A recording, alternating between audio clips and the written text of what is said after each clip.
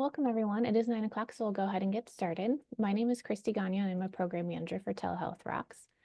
Telehealth Rocks is a federally funded program that focuses on school-based behavioral health, and we do this by a couple of ways, by working on social determinants, supporting school-based services, and telementoring training just like this one. We do have Telehealth Rocks team members, Sage Brown and Chase Koob, here to help as well. They might be putting items in the chat or responding to questions or chiming in during the session. Feel free to reach out to any of us if you need something.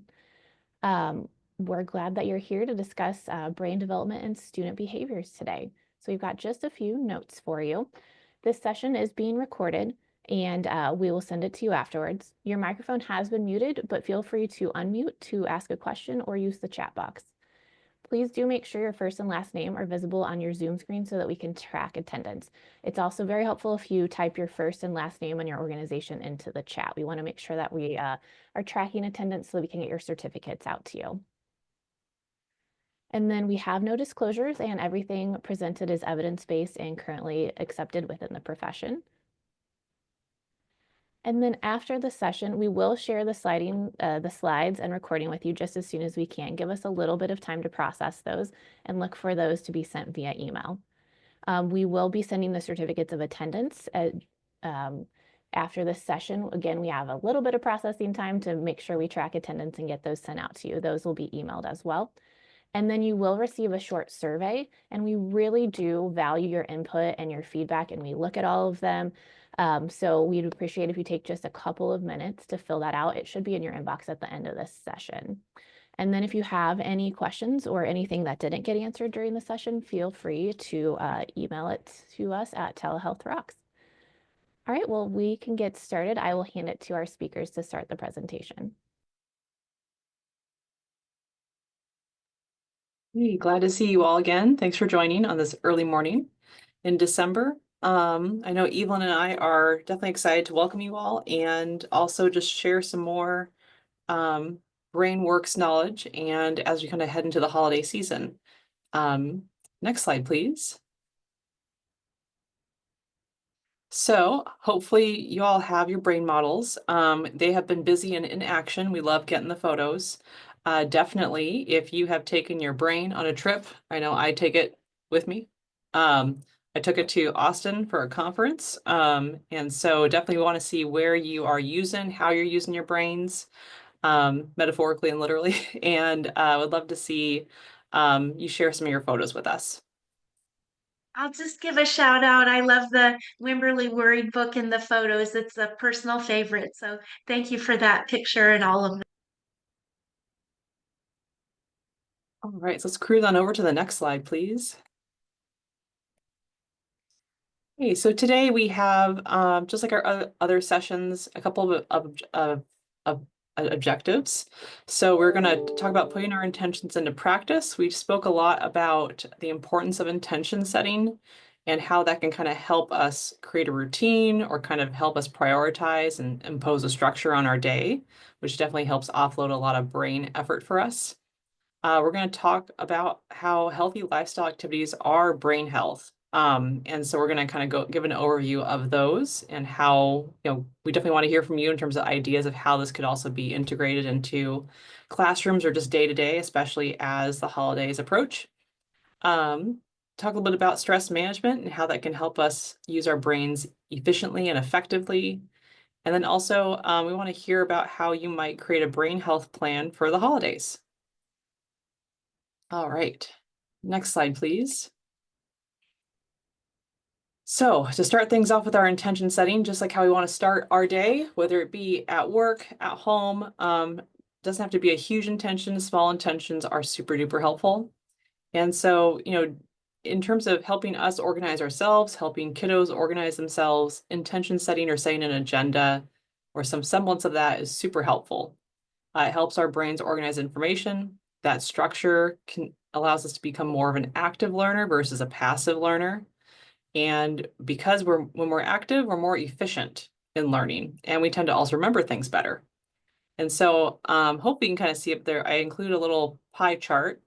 And so last month, a lot of you, say about almost half, targeted or wanted to target reducing multitasking. like we chatted about, multitasking is super tiring for our brain because we're just switching back and forth all the time. I always think of it as it's the same thing as if you were, right, trying to pat your head, rub your tummy at the same time. Super hard to do. If you're someone who knows more than one language, imagine yourself constantly switching every other word, right, between like English and Spanish or two different languages. It's very, very tiring. So with that, next slide, please. We want to hear about, some intentions from last time. We're thinking of, an example was to share a brain fact with one of my students. Right, reduce multitasking, practice calming my brain using box breathing. So we want to hear in the chat box, what's been the most helpful thing to put into practice since last session? And definitely if a barrier came up, maybe, was there an alternative? Was there something that you pivoted to? There's no right or wrong answer, but we definitely want to hear from you. And if you're joining for the first time, maybe what was something that you were able to do to help de-stress or calm your brain?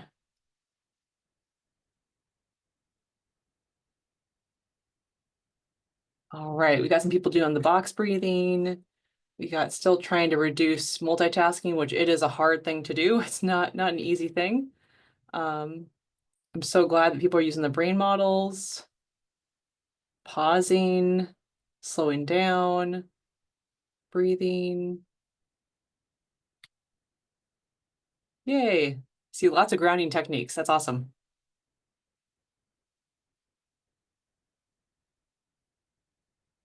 I know this past month I've definitely used not only the brain model to help explain things to people, but also definitely box breathing and trying to teach others how to box breathe. I appreciate the to-do list suggestion too, especially with us at the Thanksgiving time of year. It was a lot of multitasking and to-do lists, so I appreciate that suggestion.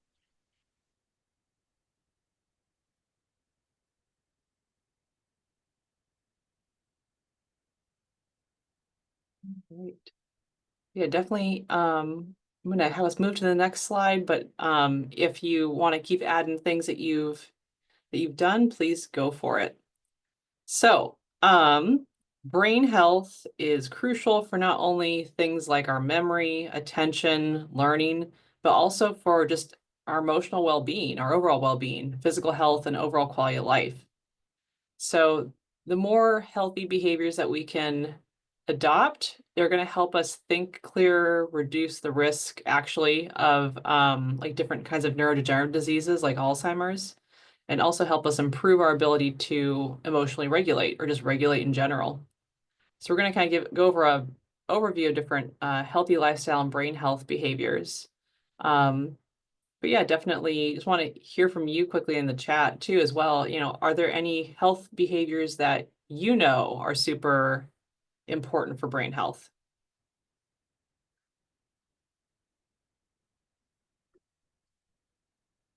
Yes, sleep is a good one. Yes. And we will talk a little more about sleep too. Drinking water, exercise, physical activity, letting things go, nutrition, reading, writing. Yes, those are all super duper important things. Yes, limiting blue light exposure. We're going to talk about that briefly too. Exercise. Yeah, so there's a lot of things, right? Even if it's hard to do sometimes, there's a lot of things that can really pay dividends in terms of helping promote brain health. And thinking about too, like with all these different things we're going to kind of give an overview of, thinking about, right, how can we kind of implement it for ourselves, but also how can we help encourage it in the classroom or with our own family, right, or kiddos too. So yeah, let's move on to the next slide, please. So I always think this is a cool kind of fun fact to think about that, did you know that early learning is actually protecting our brains for when we get older? All the learning that you're helping students do right now is actually protecting their brain and helping them when they age in a healthy way. And so it's really cool how when they do studies and they look at social determinants of health, safe environments, like access to education, especially literacy, learning more than one language at once, routines to kind of build that consistency in someone's day. Those actually help kiddos formulate really strong foundations for their brains. And the more we can kind of strengthen and bolster that foundation, right? The more connections happen, the more thoroughly wired brains are in a sense. And so just to kind of remember from our last session, right, with the idea of construction zones, the more resources, the more things that we can help kids, like building blocks, make sure that their brains have, the potential for their brains to grow the way that they're going to grow and also maintain or preserve that cognitive functioning across the long term. So I always think it's kind of cool to think about, like, even though day to day there's going to be some frustrating behaviors in the classrooms, maybe, right, we have our own other stressors going on, but I think looking at the bigger picture of, wow, things that we're doing right now are actually helping students protect their brains in the long run. I think that's pretty powerful. So protecting our brains, right? I know, like, as a kid personally, I did not enjoy wearing helmets because it would mess up my hair. But I appreciated that I was forced to wear helmets because just think about all the lumps and bumps that, right, as you're rollerblading, roller skating, biking, all the little kid stuff that happens. Right, physical protectants, helmets, seat belts, right, storing medication away so kiddos can't access it, playground safety. Those are all things to kind of keep in mind to help protect our brain. The brain is pretty resilient, but if we have an intense enough concussion, traumatic brain injury, any of those things, right, that causes like a big physical injury, it's really hard to recover from. And so just thinking about also too, right, we know that kiddos who have more attentional vulnerabilities or more attentional weaknesses, ADHD, those kids are actually at a higher risk than peers for head injuries if you think about their inattentiveness. So thinking about, right, like if we have kiddos who we identify in the classroom who might have more attentional difficulties, um, you know, thinking about, right, like what are ways to kind of help explain or kind of help bolster that idea that, oh, like we really need to make sure we have protection going on. The other thing too, in terms of like things that, so there's the physical, right, hits, physical accidents that can happen, that can impact our brain. There's violence protection. That's another way to help protect us too.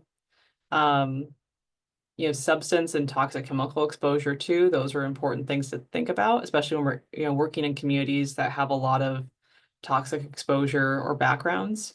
And so, again, it's, in terms of substance use early on in childhood or even adolescence can really directly impact the construction zones. And so the areas that are still being built, and thinking about, right, if someone continues to use like a really intense substance, like I'm thinking like methamphetamine, alcohol over a prolonged period of time, that can actually end up disrupting that construction zone, and that construction zone might not even finish all the way that it could have. So substance use not only impacts, right, short term, but there's long-term things, especially in a developing brain, that it can impact. Yeah, I don't know, Evelyn, if you have other thoughts about the protection piece. It just really struck me that almost every kind of physical protection, it ends up being a brain health protection. So the helmets is the obvious one, but the seat belts, how we store medication, all of that can help protect the brain of children. So just all of it counts, I guess. The other one that we get in clinic quite a bit is I think that we hear a lot about some of the concussion and TBI, and it really is super important in sports, but just also kind of remembering that with all youth activities and playground and all those sorts of things that I know many on this call kind of help students with, but that one it's just a reminder from clinic. Yeah. And also thinking about too, kind of in line with like substance use, right? Because that can be a pretty broad topic. That, just thinking about like kids who are, right, or adolescents who are vaping or smoking, that while they might not have health effects now, that tobacco use can lead to narrowing of blood vessels, and we'll go into a bit more about why brain's access to blood is really important. But just thinking about how a lot of these things they're also acting as a coping strategy, and so kind of getting curious, we're trying to again have our default be like, I wonder why this is happening, versus kind of like telling someone that it's wrong or gross or all the kind of judgment statements we can think of. But being that person can kind of be curious about it might actually be, you might be in a position to kind of help enact some change or conversation around it, versus maybe like the way that that student typically interacts with other people about that topic. Next slide, please. So this builds on the slide before, and it resonates with what you just said, Stephanie, about opening up conversations, because it is ongoing conversation with teens and young adults about safe driving, also being brain health. I think the picture on the left is really worth 1,000 words. It's getting at that when we're distracted, it takes up to a third of our brain power. So we have a third less brain power that we're able to devote to driving. So can you see in that picture, there's less of the brain lit up on the main task, because just like you were describing before with multitasking, it's hard, it's challenging to do.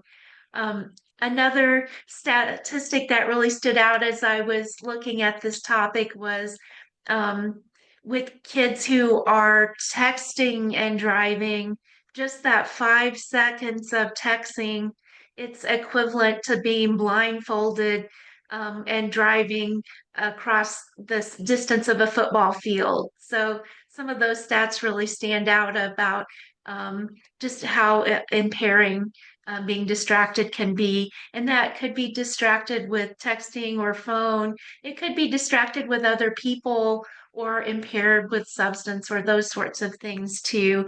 But really thinking about talking about driving and repeating those kinds of messages is so important with our teens and trying to set up their good brain health. I know that Christy's helping put several resources in the chat. I just especially want to call out our DECA resources that we're so lucky to have. In I know Missouri and Kansas, I know they reach other states. I just am more aware of their resources in our areas. So I wanted to give a shout out for those. On looking at distracted driving, there's so many good parent and educator resources. I'm going to have Christy show us a video here in a second, but also just in the chat, there's so many good resources, but we'd love to hear from you all too. If you have good resources that you're using or finding effective in this challenging topic, we'd love to hear it.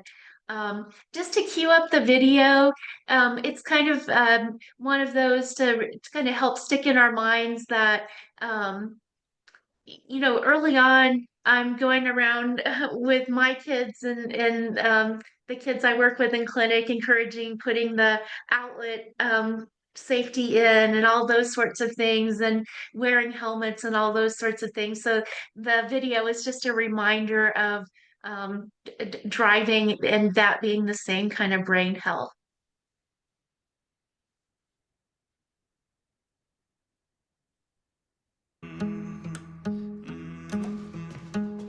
Whoa.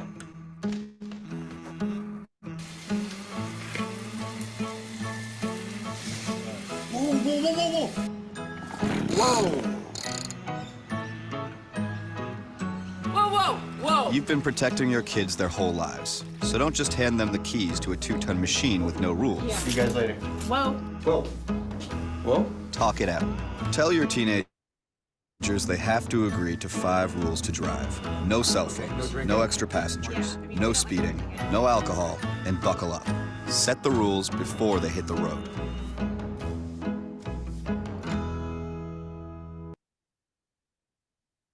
Just to follow follow up with that. It's just, I think it's one that sticks in your mind, but also it's really pointing to multiple conversations for multiple important adults in that child's life. So I appreciate the chance to just talk a little bit about distracted driving. Next slide, please.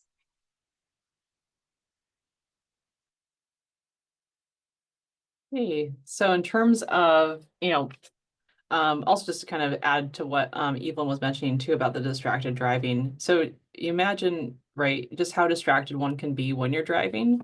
That same thing happens when you're multitasking at work. So it doesn't have to necessarily be behind the wheel. It's the same concept applies, and the same, right, reduction in attention still applies. If I'm right trying to type an email, then also on the phone at the same time, right? How could I give my full attention to the email and also the phone call at the same time?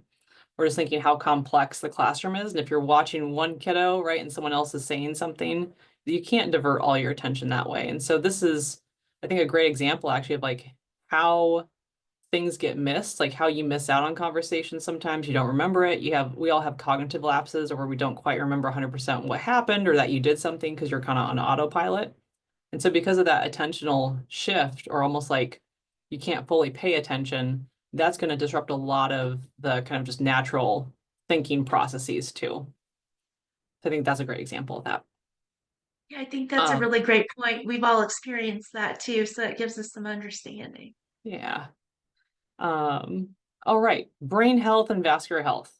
So a lot of times, right, I've heard a lot of things from people, and I think this kind of highlights just how kind of not direct, right? Just our understanding is sometimes of just brain health and vascular health.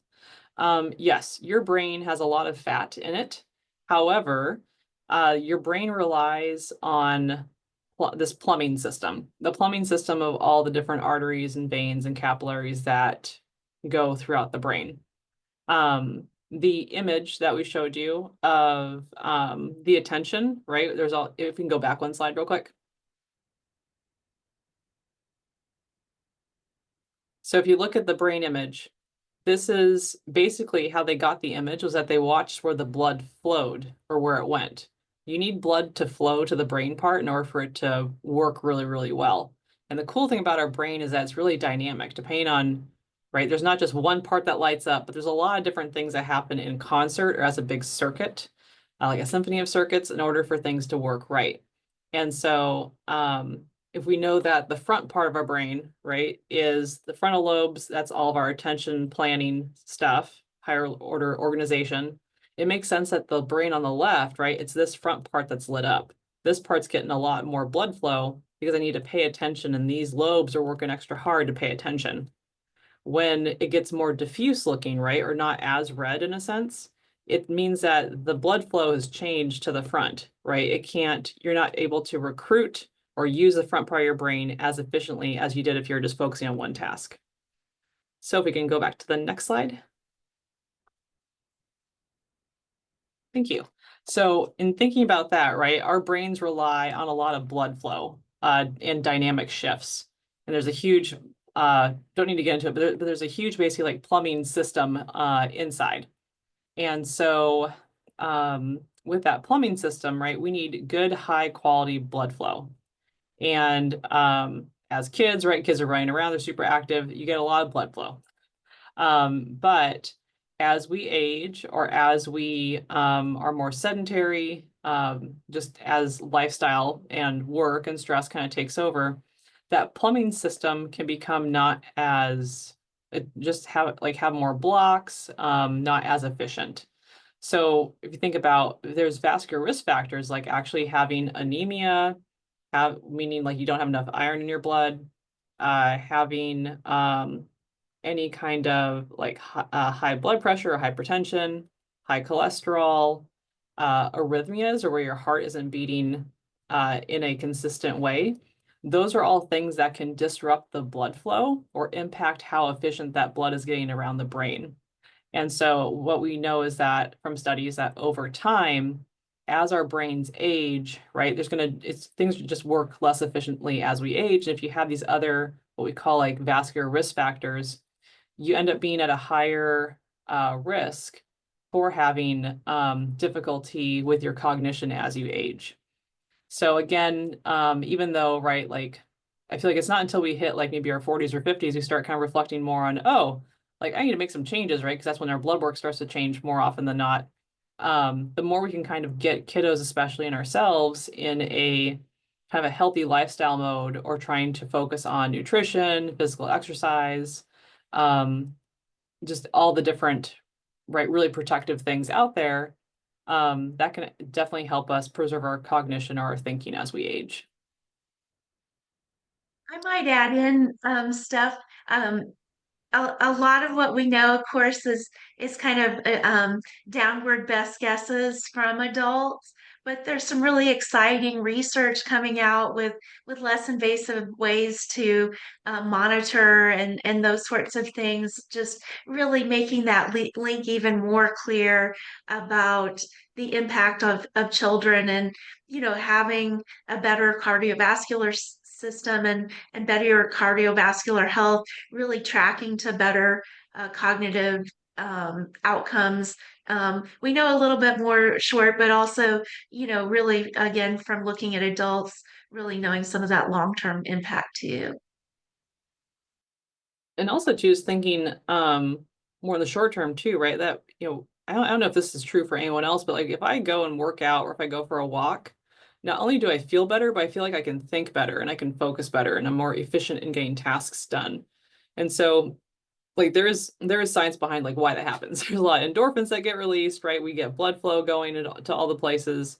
There's a lot of like biological reasons as to why is this happening. But just thinking, right, like if there's ways to within reason, but within classroom settings or just in other settings where you're able to kind of add in, right, like a quick stand up break or some kind of break where you kind of can tie like let's do a physical activity and then let's do some learning, that kind of pairing can kind of help set kiddos up for success. And also thinking about anytime you do it, like take a test, right, there's always a little bit of anxiety or a little bit of like internal activation about the thing. Well, exercise also gets your heart rate up. So in a sense, if you were to do exercise and then right or something like a small thing, get the heart rate up, even running in place for a second, and then doing studying, you're kind of simulating that like that environment, right, of like a slightly more stressful environment. So it might be easier for them to learn and also remember what we call like a mood congruent way. Next slide, please. So I'll just add to what you were describing, Stephanie. I'll bring up our brain models. I think it's a good one too, where you can kind of imagine the blood flow that you were just talking about going to all the areas. And what we see with the American Heart Association, they've had these 8 habits for adults for some time, but it's really looking at the earlier we start, the better outcomes we have in these 8 areas. So the areas that they look at are super fuel or looking at healthy eating, balanced bodies, so kind of that whole healthy lifestyle, in motion or really encouraging exercise. With building blocks, they're talking about lowering cholesterol and looking at a healthy diet that way. With Clear the Air, they're focused on not smoking and really limiting other types of similar exposures. With Sweet Talk, they're talking about limiting sugar. And as my pediatrician always says, watch the goodies. I know that someone else in the chat has already mentioned that the importance of kind of watching sugars and having that balance. um, Looking at good sleep and then also monitoring blood pressure. I know that is a concern with our clinics, just seeing some increases even in younger children with blood pressure. So, really looking at all these holistic habits together, including the blood pressure component. Yeah, I And guess next like slide. I'm also curious too, if anyone wants to share in the chat, just, are there just, if these are the kind of the healthy habits for kids, like, are there a couple of these that you already kind of think about in your classroom or are already doing? So we definitely want to hear, but you are the experts in your own classrooms too, and within your community. So just thinking about, I'm sure you guys are doing some stuff already that we can probably celebrate together.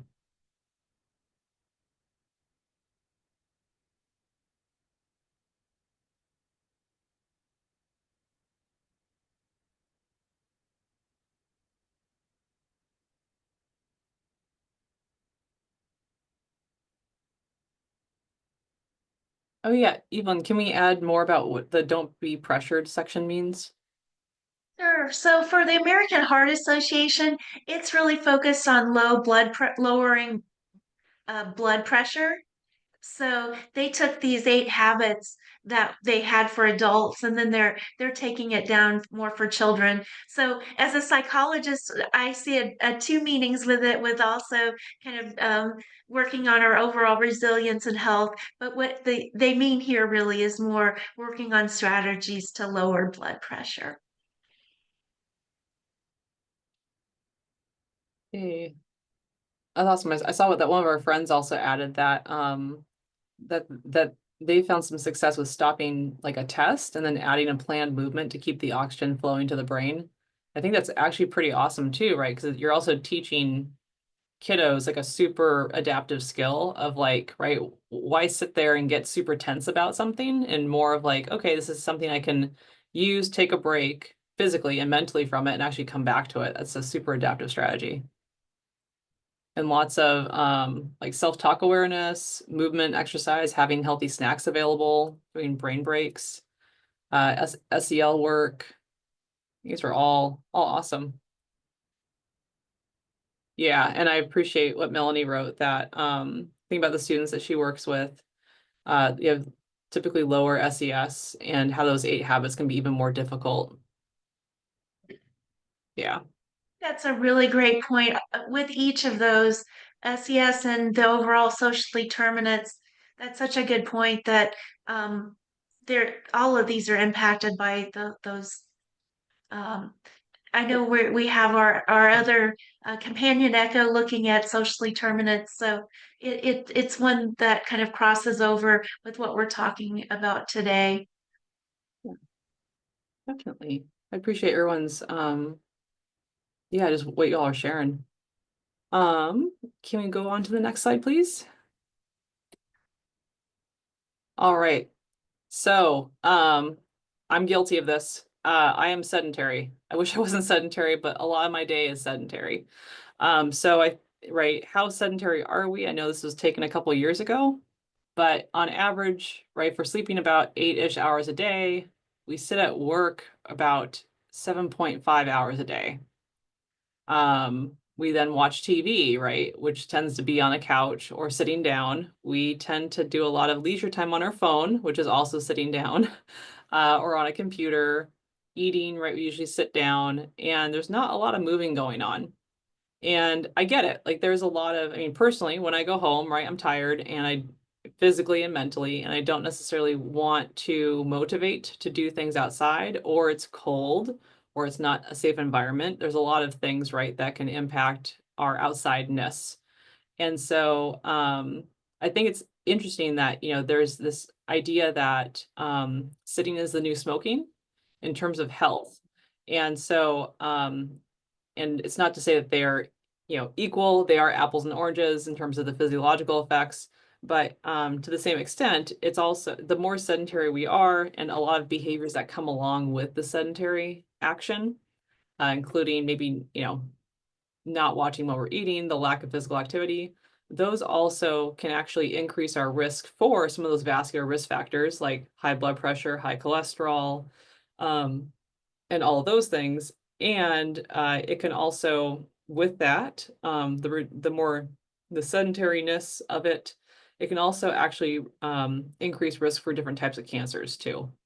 So in terms of like on the long run, right, the more we can kind of help instill healthy habits early on for kiddos, where it's just kind of like, this is just part of life, right? The easier it is to kind of help them set them up to perpetuate it long term. One of the things that's super duper helpful is, or I guess not, it can be helpful, is when you have a friend group or you have peers who are also prioritizing the same kind of healthy lifestyle behaviors. I know there's a lot of there is culture around food. It's a big deal. Food is a big deal. And so there's a lot of kind of culture and holiday stuff around sitting and eating. And that's okay. And at the same time, just kind of thinking about, like, I think the challenge as we approach the holiday season to kind of think about well, the sitting and eating is definitely part of my family tradition. But then also well, what's the other piece of it, right? Like, are there ways that we could do a family walk together? Are there ways that we could, do something physically active together as a family, within reason that take everyone's differing physical abilities into consideration? So just want to put this out there as a little infographic to kind of think about that. Yep, there's a lot of, being sedentary, our own jobs, right, can kind of not be so great for our health. But there's just, how you are, and yes, Julia, I can definitely, we can make sure we share this infographic. But, suggestions of yep, using standing desks, right, getting up, even if you got up once every hour for about 5 minutes, that's still going to be helpful, more helpful compared to sitting for the entire 8 hours in a day. It's cool. And there's a study or people with Alzheimer's dementia. And they looked at just if you just stand, don't even have to walk around, but just every hour, if you stood up and then sat back down, that they tended to have more, they tended to do better in terms of mobility and thinking and those kind of things versus someone who just didn't incorporate that healthy, just sit to stand behavior. Another thing that I personally try to do, because I'm very sedentary, that I tend to, I'm going to the grocery store thinking about, can I park one extra aisle away? Or can I park in the back more section of the parking lot so I have a farther walk outside? Okay. Next slide, please. All right, so our brains, just like they like blood, they like nutrients. I know some of you already mentioned this in the chat, right? But the idea of having healthy snacks available or making healthy food choices. When our brains actually get stressed, it's harder to use that front part of our brain and plan and organize things. There's not specifically one diet that's proven, right, to be better than others, but it's more about, which plan or which kind of healthy foods do you want to integrate that you can be consistent in terms of being consistent or balanced with the dark leafy greens, the lean proteins, those sorts of things. And it doesn't have to be an all or nothing thing. I think a lot of times we can kind of, I know I'm guilty of this, fall into the trap of my cholesterol's high. I need to be healthy. I need to be healthy all the time, right? So then I'll try to hit that hard. But then after about a week, I'm like, well, those cookies look really good. Or these other things look really good. Or the holidays, right? You're like, well, forget it. Grandma's making a pie and now I need to eat the pie. And I get it, right? It's life happens. But thinking more of okay, well, what if it's more of a smaller goal? Or is there a way to shift the goal? If my overarching value or trajectory is that I want to be healthier eating wise to help protect my brain, can I add one more cup of fruits or vegetables each day? I think on average at one point, a couple years ago, there was the announcement that we should have about I think it's 4 or 5 cups of fruits and vegetables daily in terms of being healthy, right? The healthiest version of ourselves. And then it was something on average, Americans only get closer to 2 or 3 cups, if that. And then of course, right, access to, if you're in a food desert, access to food and fruits and vegetables is also another barrier. But thinking of, right, is there some kind of small shift that I can make that's kind of in service of the larger healthy goal versus kind of the all or nothing thought process? Next slide, please. So what happens if you don't get enough sleep? I know what happens for me, but I want to know what happens to you guys.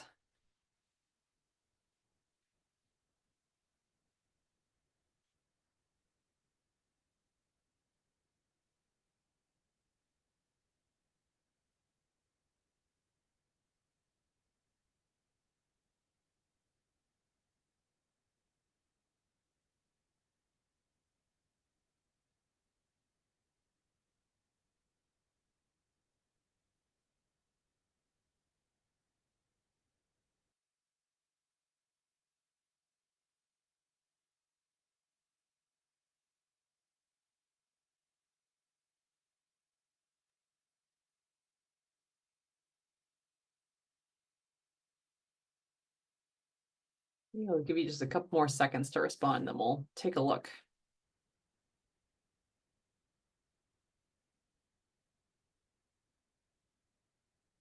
All right, let's take a look. So, I think I definitely, I empathize with this. When we have lack of sleep, right? I know for me, I get kind of forgetful. I tend to also like have just like a lower frustration tolerance. And I appreciate everyone who also feels that way, or also just D all the above, right? Have like all these things feel slightly off. And it's interesting to think about, right? Just how restorative sleep is, or can be, and how just lack of sleep, right? Not only does sleep helps with memory consolidation or kind of helping streamline our memories. It's really helpful because it actually does a lot of there's like a whole kind of like your brain is bathed in cerebral spinal fluid, and there's a whole like bunch of kind of toxins being removed when you're sleeping. So there's a lot of really positives that sleep can do. Next slide, please.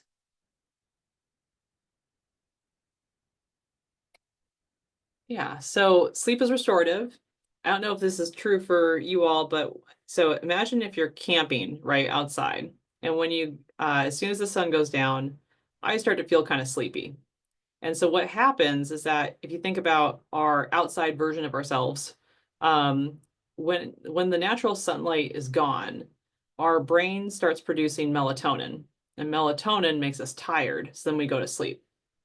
Now we have these cool things called smartphones and laptops and iPads in our life, and they produce blue light if you're not using the night shift mode. Blue light acts kind of like the sun. So in a sense, if you're using these devices without a night shift mode or a blue light filter, your eyes see the light, and your eyes and brain don't know the difference between the sun and a screen. And so your brain goes, oh, the sun's still up. I don't need to make my melatonin yet. And so it makes it harder, right? If you're looking at your phone in bed too, to go to sleep because your brain isn't making the melatonin like the way it usually would. So yeah, so things to keep in mind about that. Sleep helps your brain and body grow. Sleep helps us, right, consolidate memories and maximize learning. And it also helps us kind of, rein in some of the bigger emotions that we can experience, right, or lower frustration tolerance. Yeah. Don't know, Evelyn, if you have other thoughts to add. I think it's some of the dreams in the brain that's really exciting, emerging things. We do know just getting REM sleep and having that with kids is important too. And also too, thinking about like, because, phones, iPads, all that technology is pretty ubiquitous now. Thinking about, right, I think there's some kids I was working with at one point where they, were getting horrible sleep and the parents couldn't figure out why. And it was because they were chatting with each other all night, like FaceTiming each other, which to me, I'm like, well, that's great because of the social support. However, right, all night your sleep's getting disrupted and that blue screen or the blue light is on because they weren't using night shift mode. So sometimes, right, there's things that might surprise you in terms of like why someone's not getting, because like sometimes we just can't sleep, and that's a whole separate thing. But there might also be other things in the environment that we're not fully aware of that can negatively impact sleep too. Yeah, for sure. I think that it's the whole environment. We got a good question on the chat, Stephanie, so Mhm. maybe you can help us clarify. Is it the Yeah. blue light or the blue light filter that can increase the time it takes to fall asleep? Yeah, so to clarify, it's the blue light itself. If I'm staring at a device just without night shift mode, just the device itself, the blue light will make it harder to fall asleep. So it's going to take longer to fall asleep. Um, when we have the blue light filter on, that's better than having it off.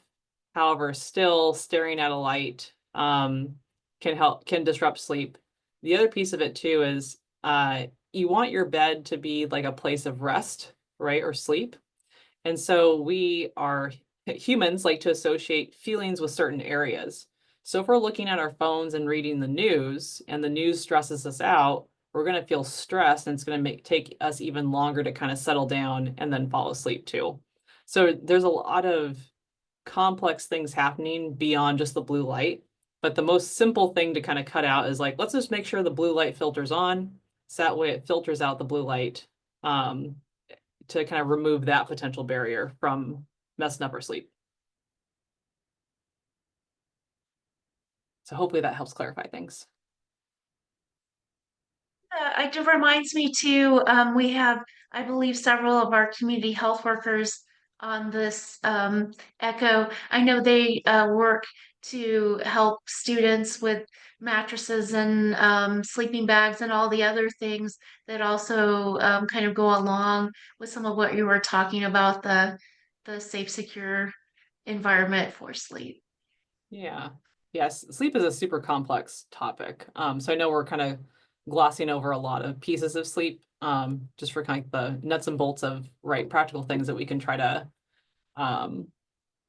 help. But yeah, there's lots of things. In terms of the question about melatonin to help sleep, melatonin can help sleep, but definitely Evelyn and I can't prescribe, so we always recommend you chatting with your prescribing provider. I know it's over the counter, but someone who has the medical based knowledge. But the melatonin supplements I've heard can be helpful. It's a great idea, like you say, just chatting with your pediatrician or doctor just to see if there's any interactions or just anything you wouldn't anticipate with it. But I also have heard that around melatonin. Yeah. Next slide, please. All right. So this slide shares with us in terms of what the national guidance is with the American Academy of Pediatrics, just how much sleep do kids need? So we see a decrease of time as kids get older, with about 8 to 10 hours needed in the teen years. Next slide.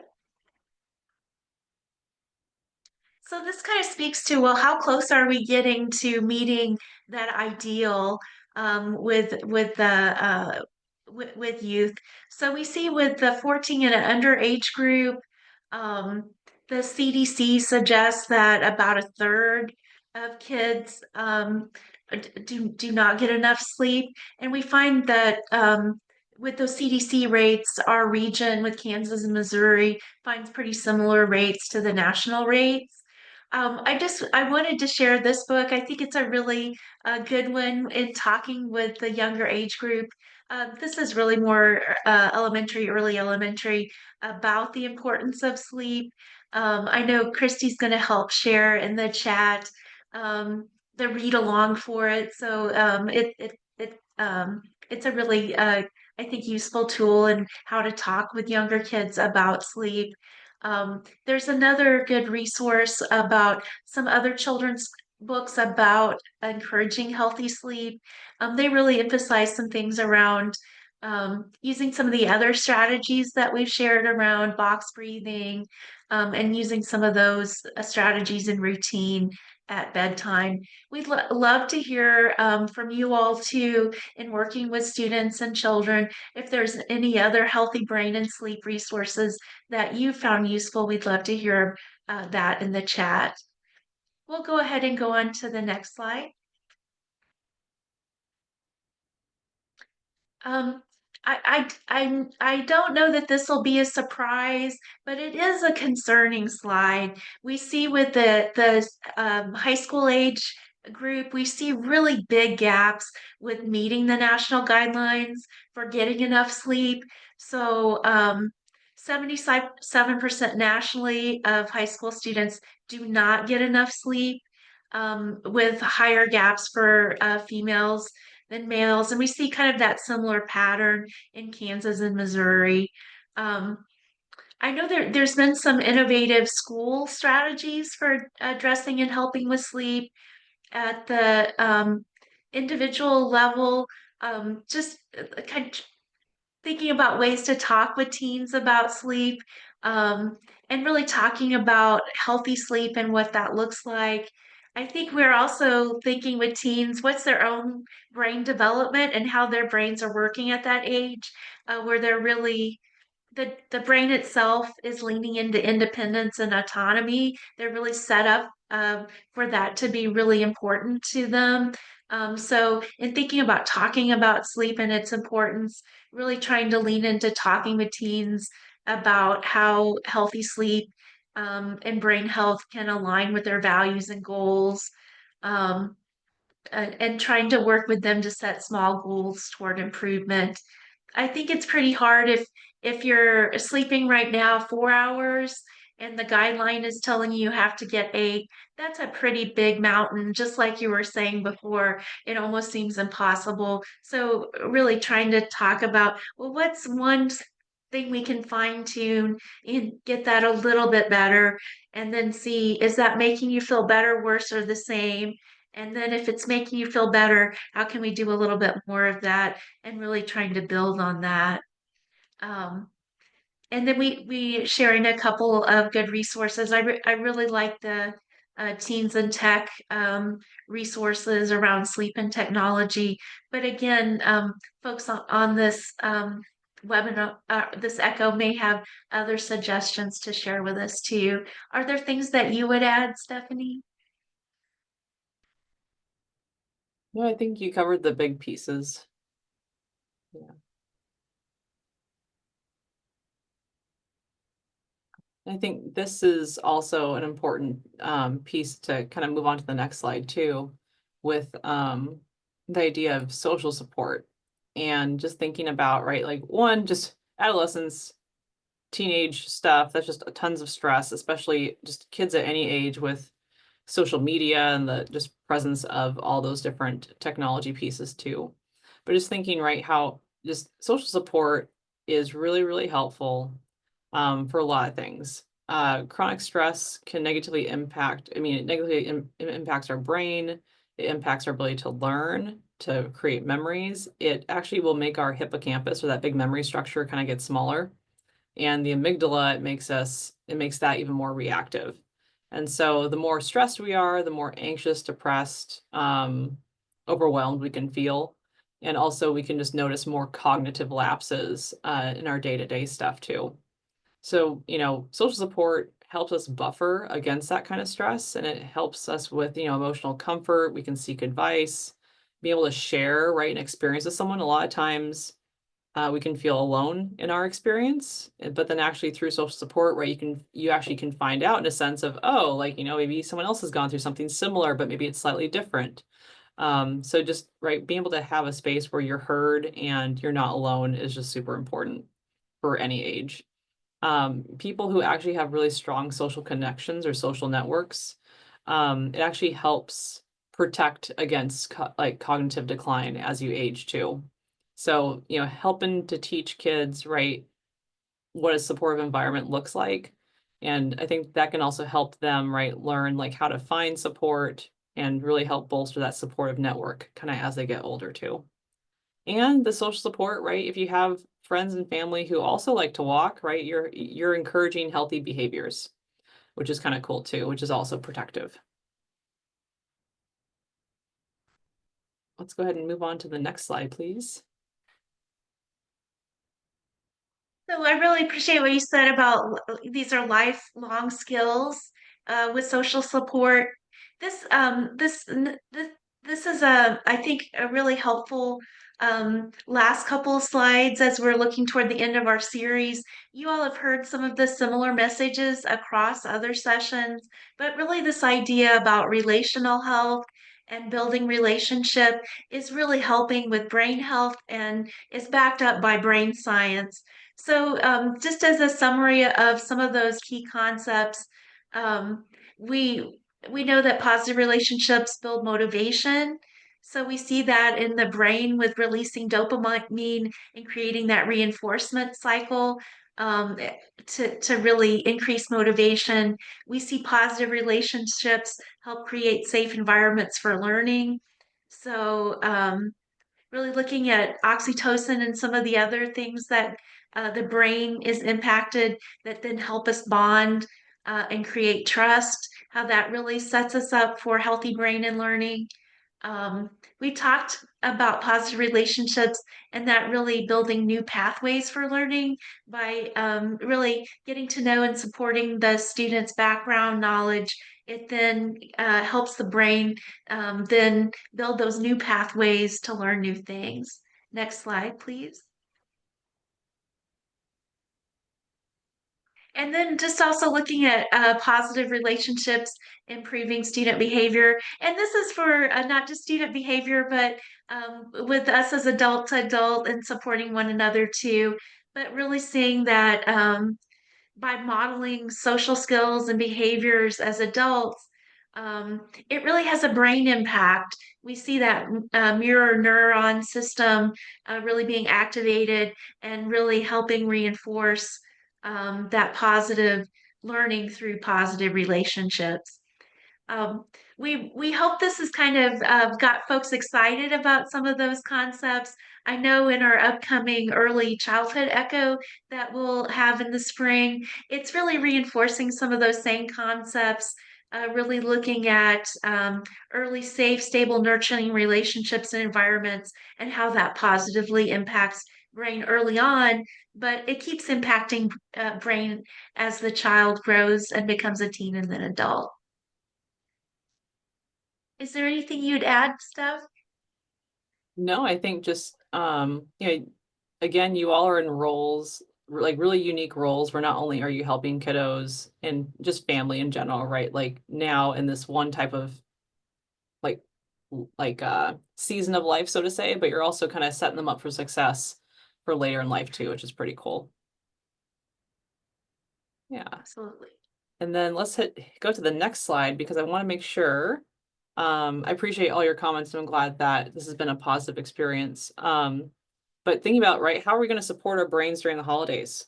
And things to kind of keep in mind, right, that stressors or the shift in routine, right, it's to be a big shift in routine when kids go on break. Right, and that routines can kind of disrupt our lives and also disrupt kiddo lives. And so the more we can, I know you already do this, but just to kind of talk out loud about our brains, about what we're feeling, about maybe how you forgot something, it helps normalize it for kids. And also you're teaching them, right, like a really supportive skill of like, okay, if I can talk out loud about this, they're seeing it, they're hearing it, and they can start to kind of internalize that same self-talk too. And especially modeling how to approach mistakes, right? We're all human, we make mistakes. And if you're someone who tends to be super critical, which we can be, right? We have that perfectionistic piece of us, but thinking about, right, like what am I saying to myself out loud and how, is someone else hearing that? Is it right? What I would say to my best friend or my worst enemy? So monitoring that and what other people in the environment are hearing can be important to kind of think about. But right, so there's a bunch of routine shifts happening. There's a lot of stressors. Thinking about, right, like what is one healthy behavior that I can focus on each day during the holiday season? And maybe also before we go on break, maybe that's something we can help students pick one thing that they're going to focus on when they're at home. Home environments are very different for very different people. For some people, right, coming to school is a huge respite from the home life. And so thinking about, right, like, is there something, maybe it's box breathing, maybe it's coloring, right? Whatever makes sense for that kiddo. Like, is there one thing that kind of will create some kind of continuity in their day to day while, right, the routine is changed because of the holidays? There's also, just so you know, too, there's, the crisis hotline 988. It's available 24 hours a day in English and Spanish. Just wondering too, what kind of resources you all have available to you to not only, help you, but help the families that you're serving too.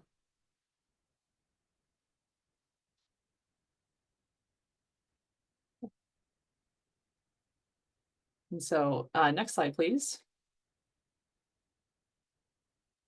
Yeah, Someone so, just mentioned 1-800-CHILDREN, so I wanted to make sure I got that one in, Steph. yay, thanks. We got lots of resources. Yeah, so I guess, in the chat, or you can write it down for yourself too. Think about what is one thing that you can put into practice over the holidays. Maybe it's right, check out my own routine, thinking about that. Maybe it's going to be intentionally using a strategy when learning, try to calm down, right? Can I take a 5-minute break during the holidays? All those things. Yes, sleep. Walking, playing music's a good one. Sense of community. Yeah, those are all great things. Well, while you do that, I'm going to let us move on to the next slide, just in the interest of time. So Christy, I think, can announce some things. All right, thanks everybody for joining us today, and thanks Evelyn and Stephanie for this great presentation and great series. We'll send the slides and follow-up materials to your email. They'll also be available on the Telehealth Rocks website and Facebook page. We'll put the links for those here in the chat.